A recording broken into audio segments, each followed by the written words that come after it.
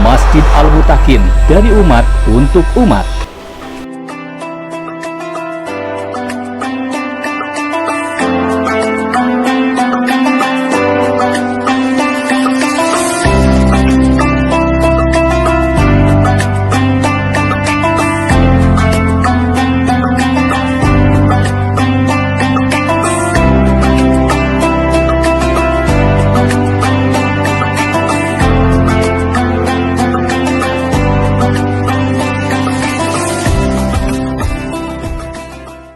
Assalamualaikum warahmatullahi wabarakatuh.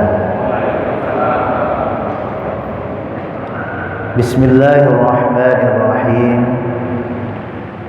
Alhamdulillahi rabbil alamin. Wal 'aqibatu lil muttaqin wa la 'udwana illa 'alal zalimin. Asyhadu an la ilaha illallah wahdahu la syarika lah, al-malikul haqqul mubin, wa asyhadu anna sayyidana Muhammadan 'abduhu wa rasuluh shadiqul wa'dil amin.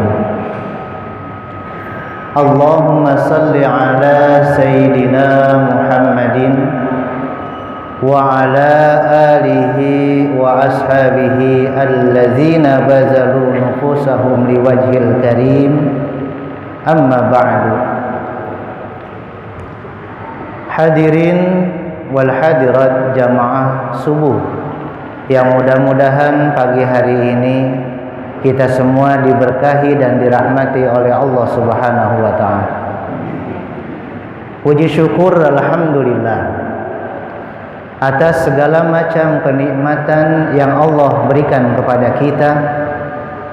Begitu banyak nikmat yang sudah Allah berikan kepada kita, ratusan, ribuan, bahkan jutaan kenikmatan yang Allah berikan kepada kita. Namun hanya satu yang Allah minta, bersyukurlah kepada Allah Subhanahu wa ta'ala. Washkuruli wala takfurun.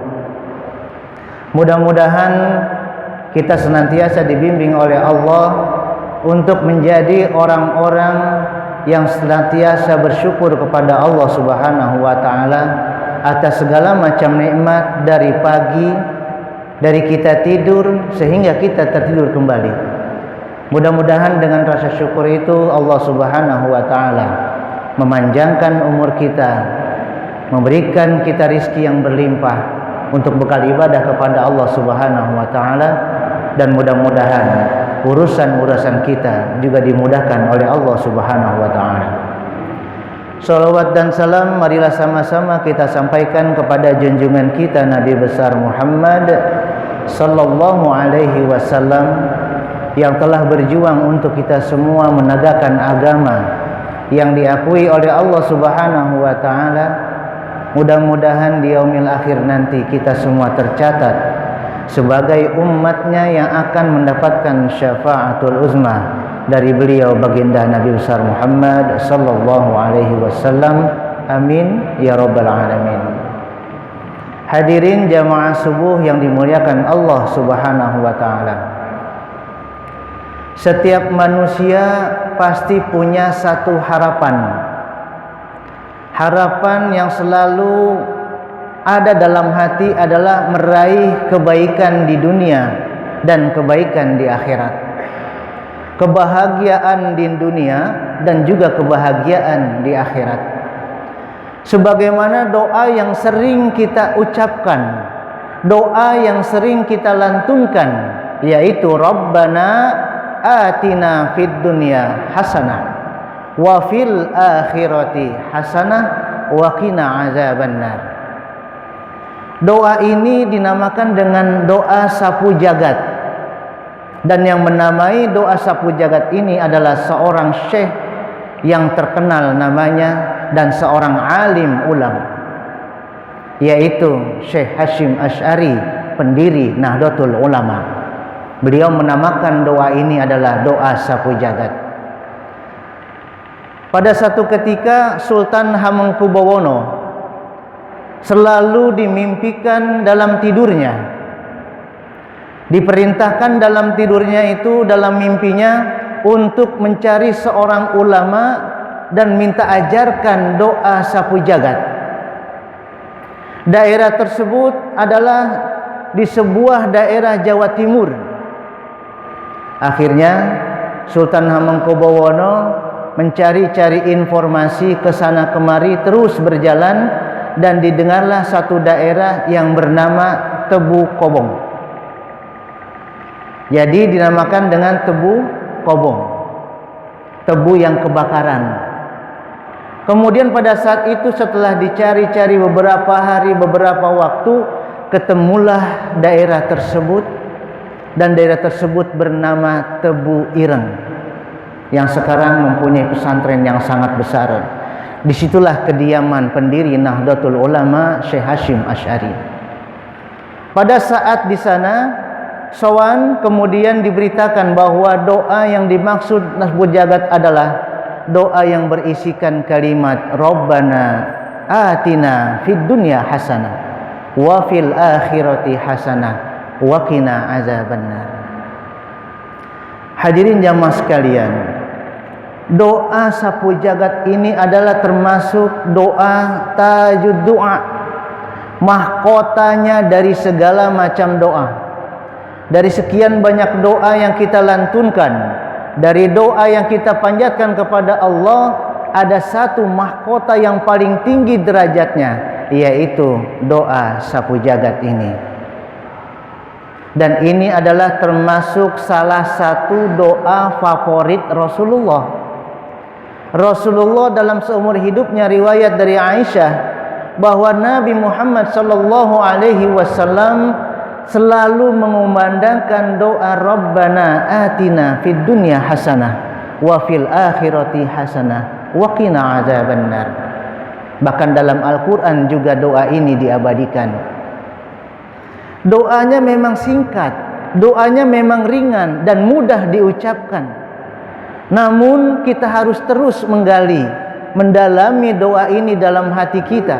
Ketika menyebutkan kata-kata dunia dan menyebutkan kata-kata akhirat, dan yang terakhir menyebutkan kata-kata waqina azabannar. Makna dari doa ini adalah Rabbana, wahai Tuhan kami, atina, menggunakan kata-kata na, bukan pribadi atau munfarid. Ini menggunakan kata-kata kami, meliputi seluruh aspek.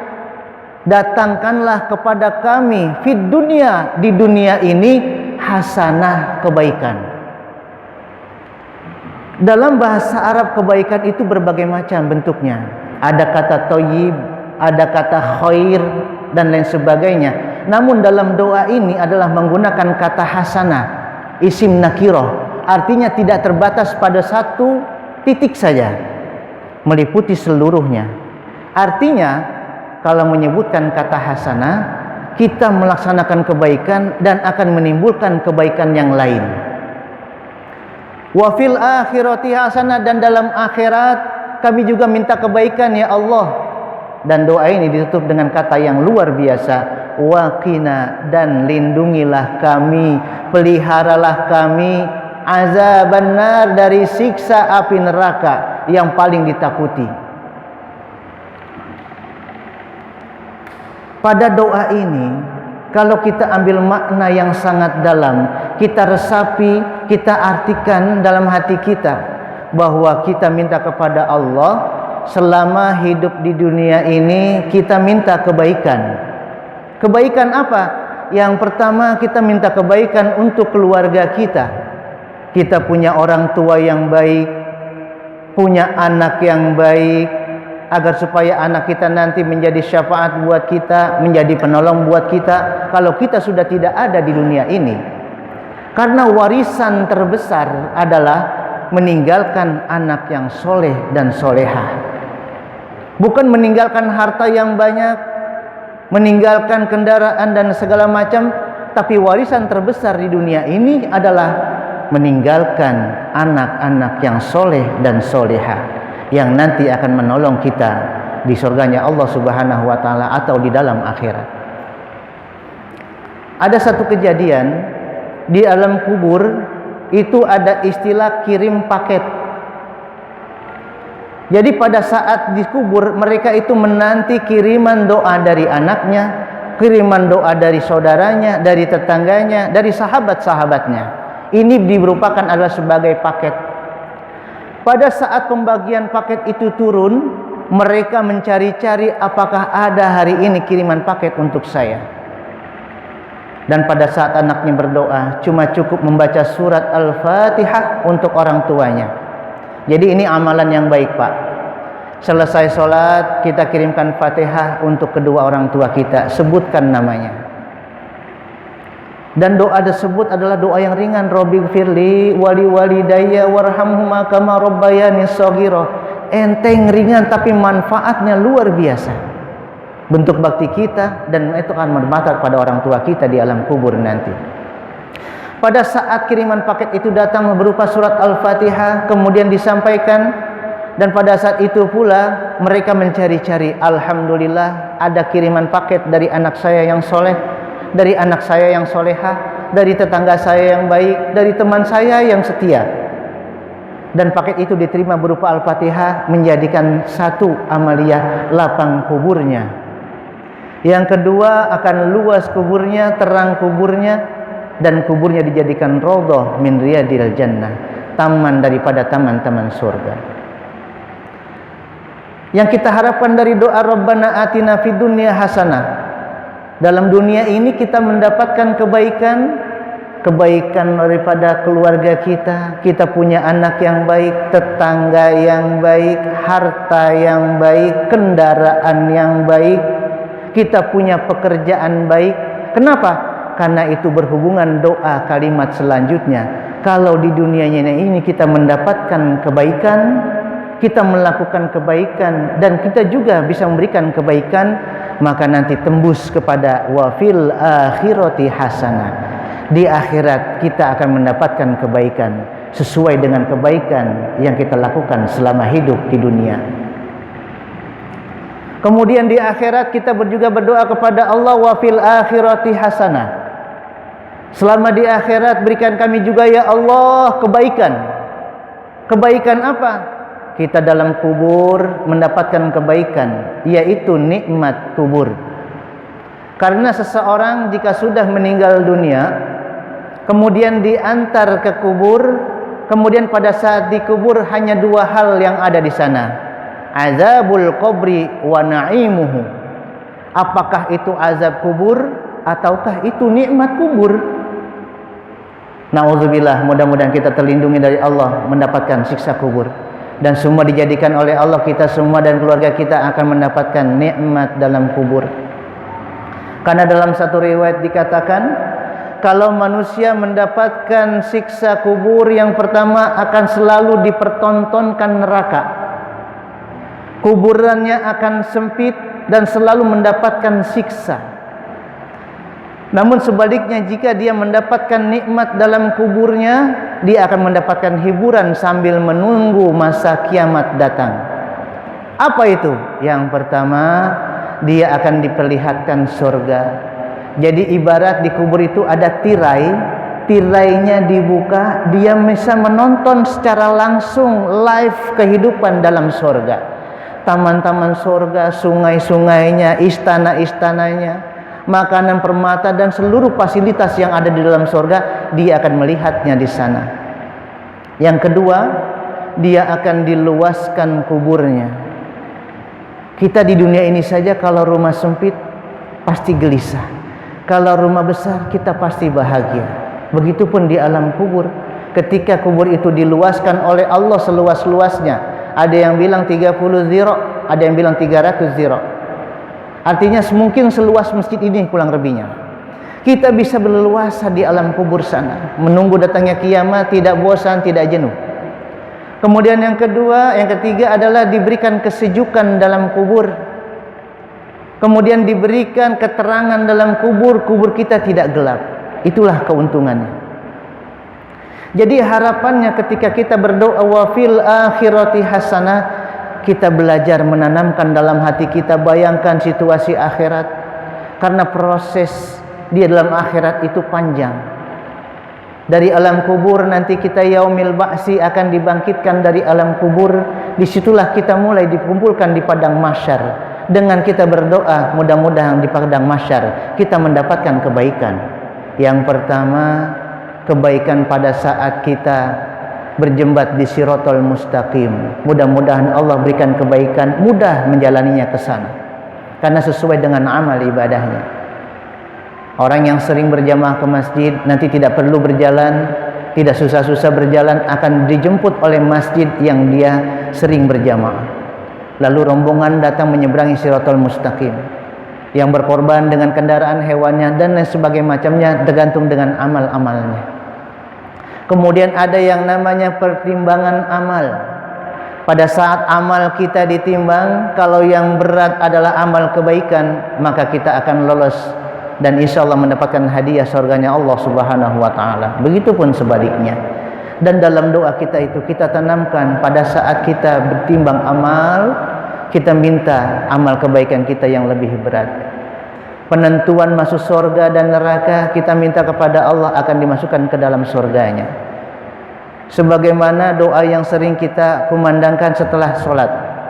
Allahumma antas salam wa minkas salam wa ilaika ya'udus salam fahayyina rabbana bisalam wa adkhilnal jannata darussalam, dan masukkanlah kami ke dalam surga yang bernama Darussalam.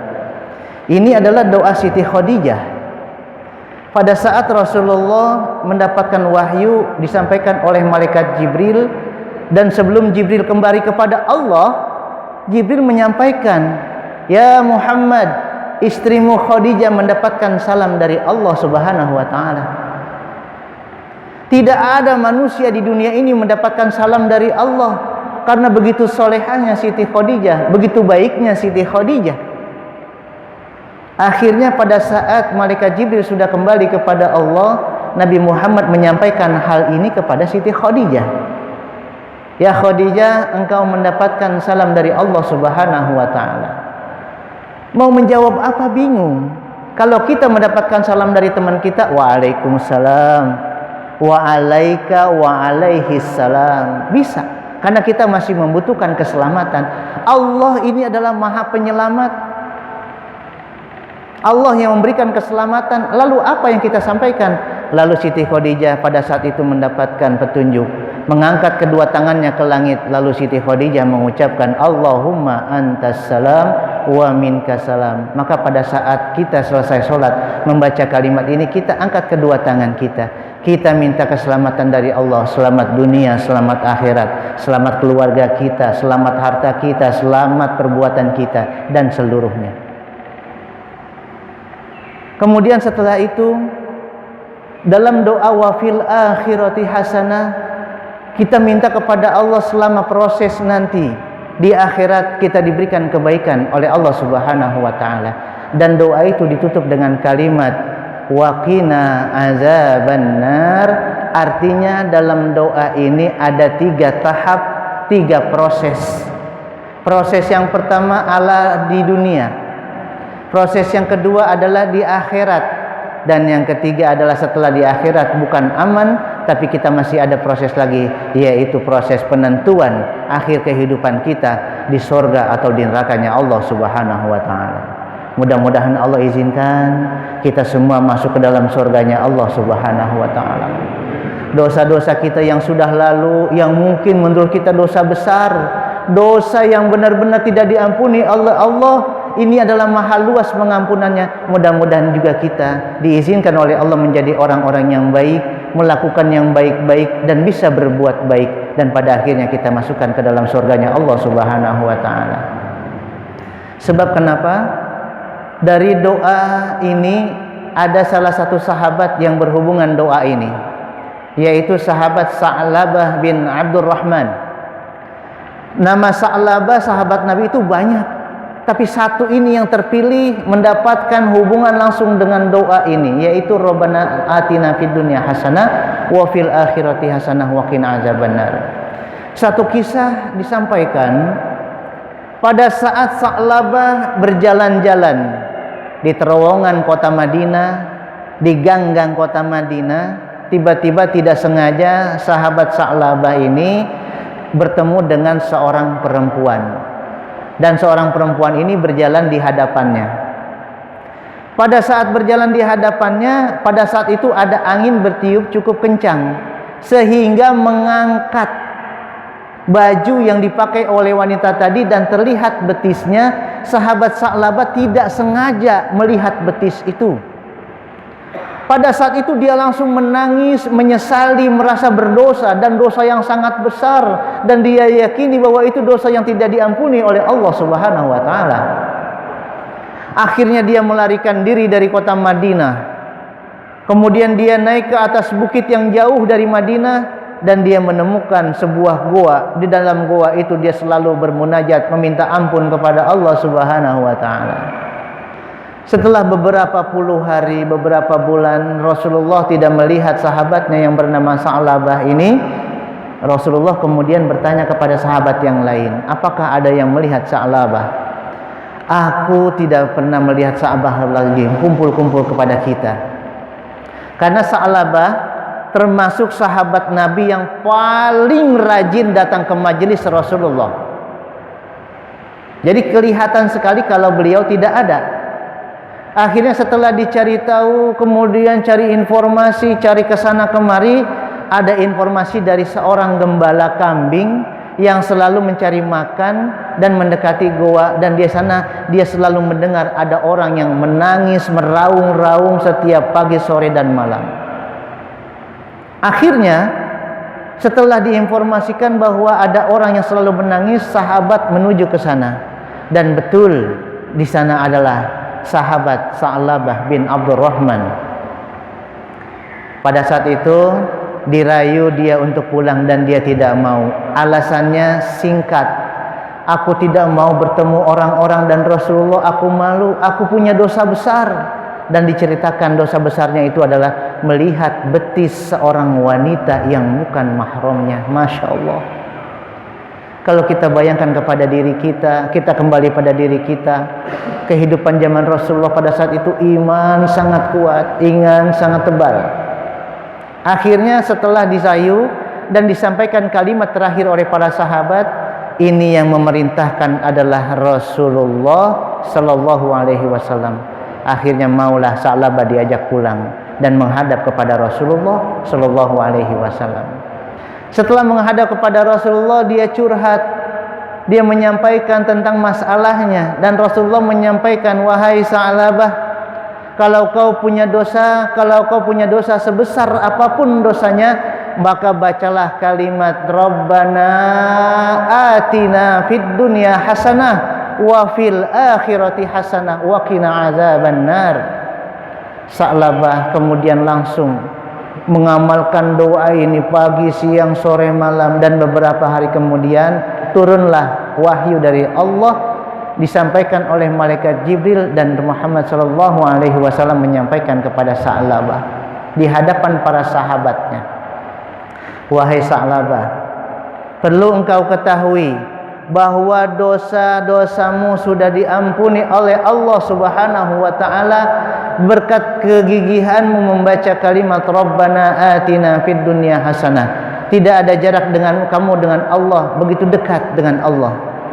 Akhirnya Sa'labah merasa senang dan bersyukur kepada Allah, dan reaksi syukurnya adalah dia melaksanakan sujud syukur. Pada saat sujud syukur ini, sahabat menunggu bangunnya sahabat Sa'labah. Sahabat tidak bangun-bangun, sujud terus lama. Akhirnya didekati dengan para sahabat setelah mengambil satu keputusan, udah ditegur aja, kita bangunkan saja Sa'labah. Kemudian setelah Sa'labah dibangunkan, dipanggil, digerak-gerakan, Sa'labah meninggal dunia, wafat dalam keadaan husnul khotimah. Inilah kebaikan dari doa itu. Kita minta kepada Allah kebaikan, kebaikan hidup kita, kebaikan mati kita. Akhirnya Rasulullah pada saat itu memerintahkan pada sahabat, baik, sama-sama kita urus, kita mandikan, kita kafani, kita sholati, dan kita makamkan. Kemudian Rasulullah memerintah para sahabat melaksanakan perintah Rasulullah. Rasulullah pulang terlebih dahulu. Setelah semuanya siap, dimandikan sudah, dikafani sudah, kemudian akan disolati oleh Rasulullah. Betapa kagetnya Rasulullah pada saat keluar rumah, membuka pintunya, dia mengangkat kedua kakinya, mengangkat sedikit baju gamisnya, kemudian jalannya jingke. Artinya jingke itu dengan ujung jari-jari kakinya. Sahabat kemudian bertanya, "Ya Rasulullah, apa yang kau lakukan? Tidak seperti hari-hari biasanya kau jalan seperti ini ya Rasulullah." Ketahuilah, pada saat kita akan melaksanakan sholat ini, tadi saya keluar dari rumah, begitu sempitnya tempat ini karena sayap-sayap malaikat turun melindungi jasadnya sahabat Sa'labah bin Abdurrahman. Banyak malaikat yang akan ikut menyolatinya, banyak malaikat yang ikut mendoakannya. Subhanallah. Cerita ini motivasi buat kita semuanya. Kalaupun kita tidak bisa seperti sahabat Sa'labah, kita ada upaya sedikit menjaga diri kita agar supaya kita benar-benar menjadi insan yang takwa kepada Allah Subhanahu wa taala, yaitu benar-benar menjalankan perintah Allah dan terus berusaha menjauhkan larangan-larangan Allah Subhanahu wa taala. Hadirin jamaah sekalian, memang doa ini sepertinya sangat sepele, sangat ringan, sangat mudah, sangat gampang, tapi hikmahnya begitu besar. Marilah sama-sama kita tanamkan doa ini dalam hati kita setiap saat, setiap waktu. Mau tidur kita, habis sholat kita, waktu kosong kita terus mengumandangkan doa ini, berharap kepada Allah agar supaya nanti kita benar-benar mendapatkan kebaikan di dunia dan kebaikan di akhirat. Mungkin ini saja yang bisa kami sampaikan. Mudah-mudahan ada hikmah dan manfaatnya. Kami mohon maaf kalau ada kata-kata yang kurang baik, kata-kata yang kurang tersusun, dan mudah-mudahan Allah izinkan saya adalah orang yang terlebih dahulu mengamalkan apa yang sampaikan ini, dan kemudian diikuti dengan jamaah sekalian agar supaya benar-benar kita semua mendapatkan kebaikan di dunia ini dan juga kebaikan di akhirat nanti. Hadanallah wa iyyakum ajma'in. Assalamualaikum warahmatullahi wabarakatuh. Masjid Al Mutakin, dari umat untuk umat.